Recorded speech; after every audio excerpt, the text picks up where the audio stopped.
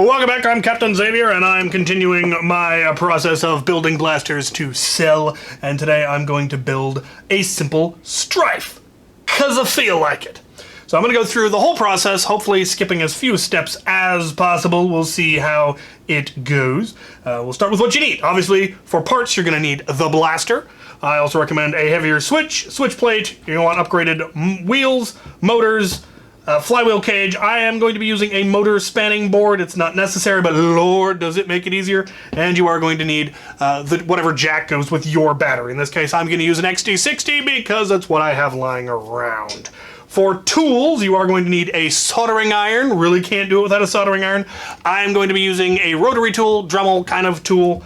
Obviously, the accoutrements for soldering, your tip cleaner, handy hands, screwdriver, side cutters, wire strippers. For consumables, you are going to need wire, heat shrink, solder, flux paste, super glue, and Loctite.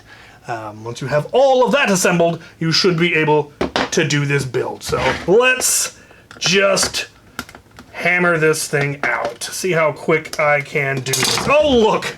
Old, slightly damp. Why is it damp inside this Stryfe? That's alarming. No, I'm not too worried about it. We're going to be removing everything that's in there. So if the internals are fried, doesn't matter. I will probably end up drying it if necessary. There are 2 screw lengths on a Stryfe. The vast majority of them are the same. These 2 up here in the rail are slightly shorter. Be aware of that. Don't try to put one of the longer ones up here or it'll end up going all the way through, leaving a little white dimple on the far side, which will interfere with your attachments. So, there's our 2 short ones.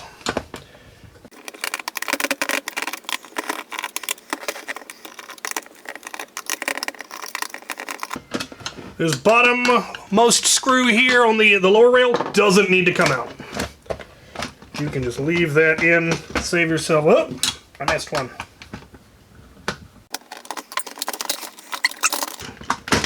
There we go. Okay.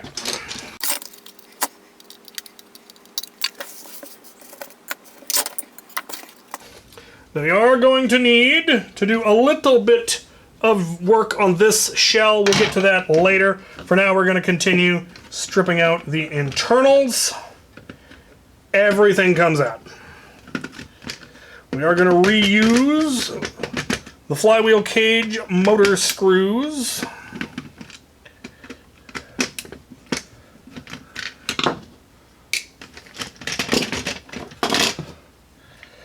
We are going to try to reuse the battery channel. We are not going to keep the magazine lock.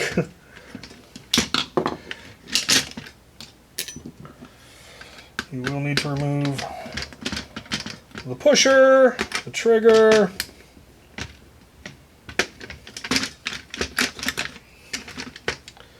just to have them out of the way while you're doing this.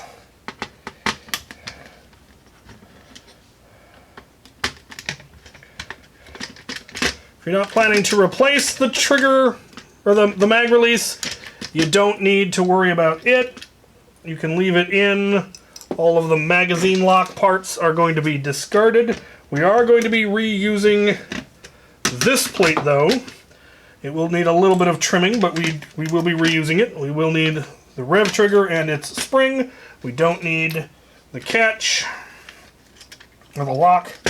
Okay. Now pull the wiring.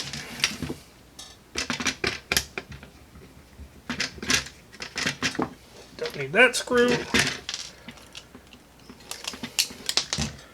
Motor mount screws. Okay. We will now need to desolder the battery connections. There we go. There's that whole loom. We don't need it. It can go. Okay. Oh, one more tool that will certainly be handy. A pair of pliers to get the battery leads out.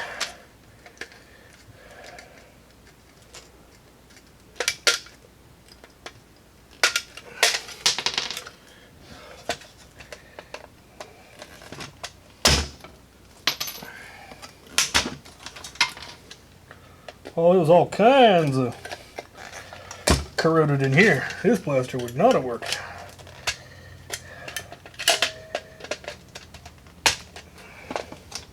Okay. Take out battery separators. There it is. And then we're going to use our side cutters to cut out most of the material here in the battery housing. It's a lot quicker to use side cutters and then clean it up with a Dremel than to do the whole thing with your Dremel.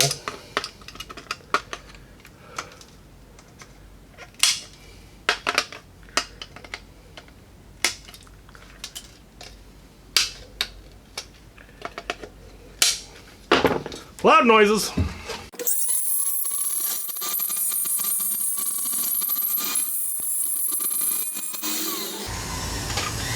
And then we're going to drill a hole for our power line to go through. Next thing we're going to need to Dremel out is the location for the switch. So we put our switch plate in place and then Dremel out everything so it's the same level.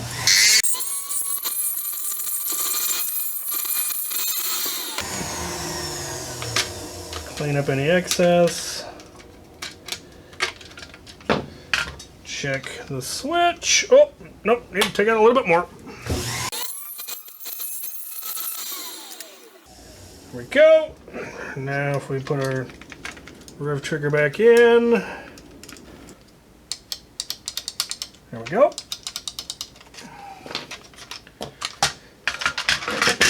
We can glue the plate in place. Okay, while that sets, go ahead and assemble our flywheel cage. So, the board conveniently tells you which way goes towards the enemy. It says towards enemy, and then it has markings for where the two dots should be. This little tab points away from the enemy, so the enemy is going that way. So we need to have one dot here, one dot there, and that's what I had backwards before. This particular wheel cage motor combination has been chosen because it was already assembled in the drawer, but the motors were backwards, so I just switched them. We're good. We're going to want a little bit of Loctite. I put it into my screw holes there. There we go.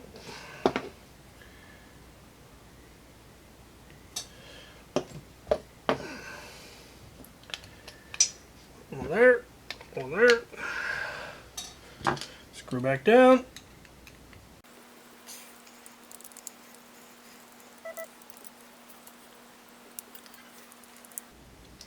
Make sure they're good and solid. Make sure they're level. Put our flywheels on.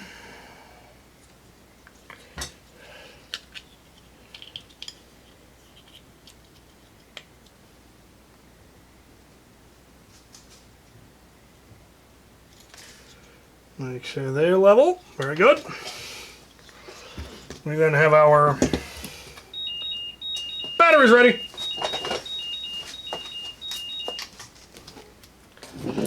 Alright, now we got the motors in there. We can add the motor spanning board. Make sure we're having it the right direction. The little cutout should be towards the inside of the blaster. Towards the enemy should be going in the opposite direction. Put that on there. And solder our connections.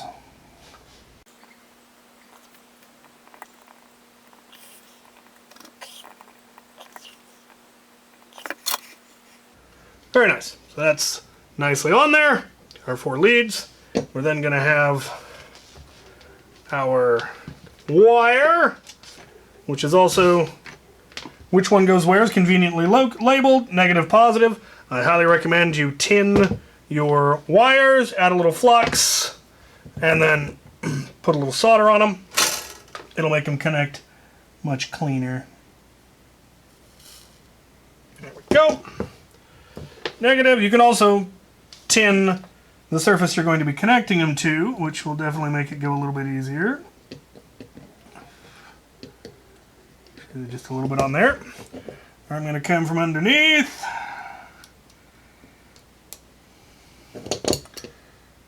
So I'm going to try. There we go. Solder it to the board. Sure it's good and solid. Good and solid. Red side. Flux. Tin.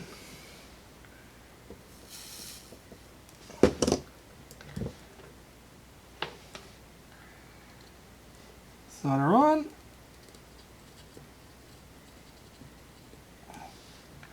There we go. And that's why we like motor spanning boards. So much easier and cleaner. We can now run our 2 wires. We could then put our motor flywheel cage screws back in.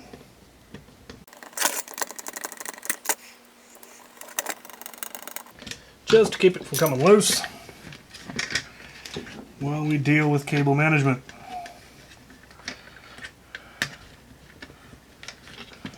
Stryfe has beautiful little wire channel going through the magwell here. Put our cover plate back on. Use our 2 silver screws.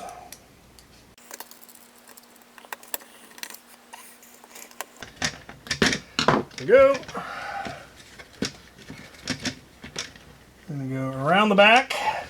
Negative is just going to go right on into the battery housing. We'll give ourselves a little bit of extra length. And it'll feed into that hole we dremeled earlier.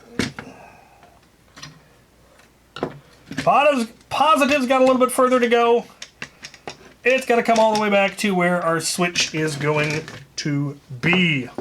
We are going to put in the switch. First, we're going to tin the switch, because it's a lot easier to solder to the switch leads if they have already gotten solder on them.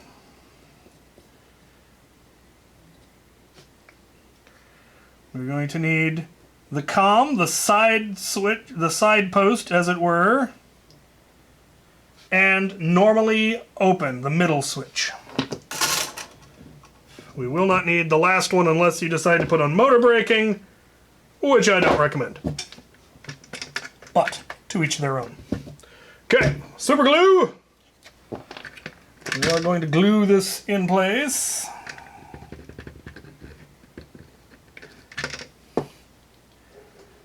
Because whoever designed this plate didn't put screw holes for the switch. They just have you glue it in place, but we are going to reuse this switch, this plate. We do have to trim it a little bit to get it to fit. Not too much.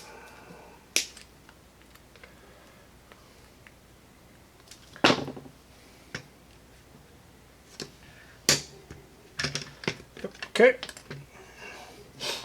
There's a rev trigger.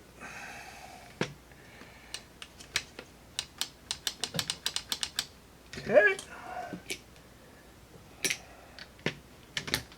Another silver screw. Ah, there it is.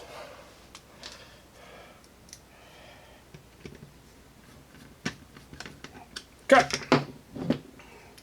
Should be all we need the glue for. So, red wire is going to come back, and it's going to connect to COM. We just need enough to get to there. Snip it. Strip it. Twist it. Flux it. Bop it. I'm an old man.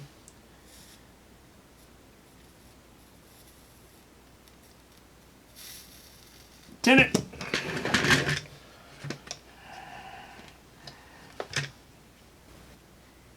maybe not. All right.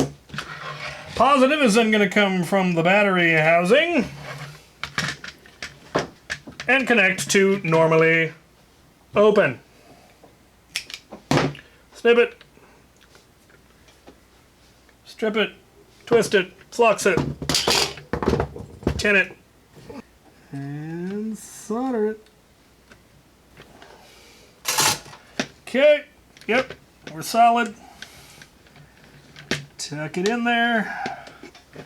Manage your cables.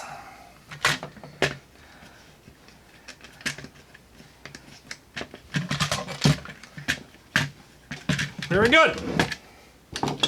Okay, we can put the trigger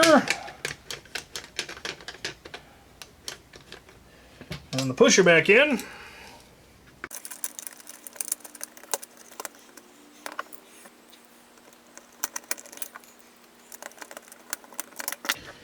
Okay, flip it over, make them the same length, clip, strip, twist,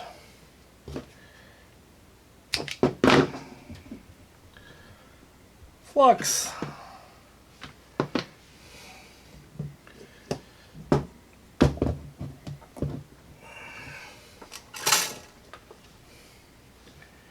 tin.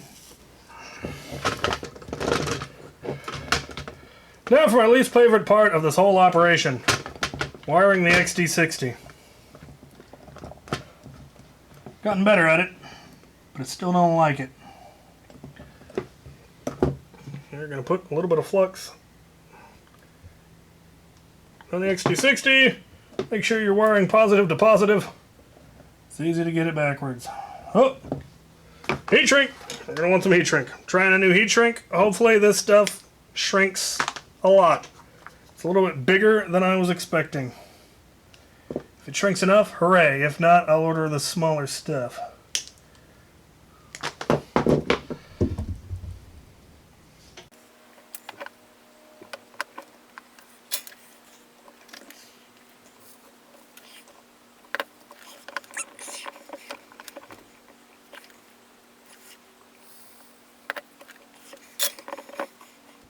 Alright, so apparently good solder makes more of a difference than I had ever imagined. Okay, yeah, that heat shrink is wicked big, but let's see how far it'll shrink down. It says 3:1. It might work.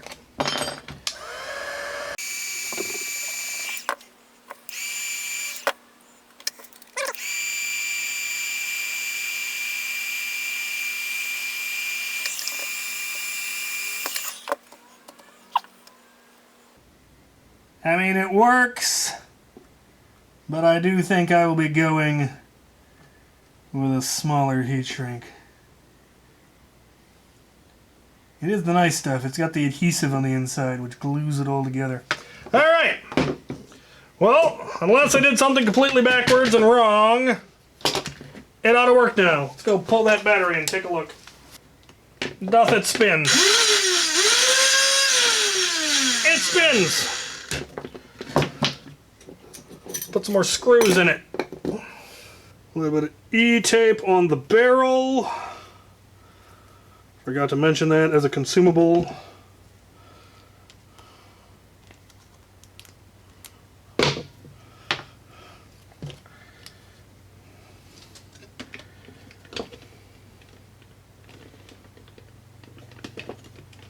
There we go. Now you don't have a gap. Just a little bit nicer. Okay, jam door. Our rail nub is still in place.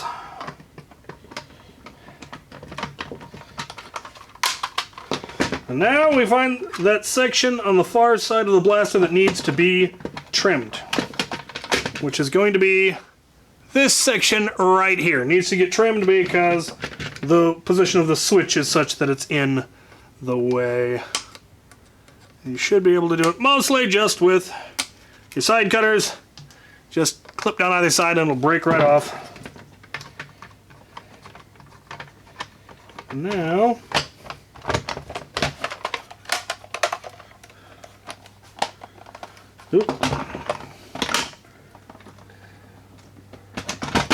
sling mount in backwards.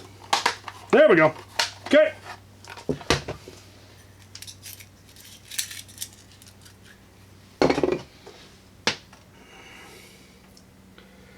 Remember, 2 small screws go up in the rail.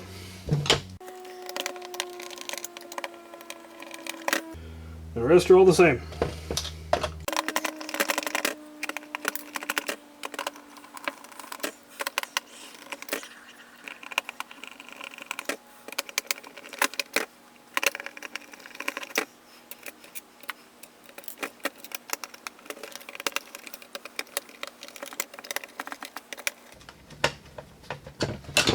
All right, put some darts through it. See what kind of fips we're getting. I know you love your fips.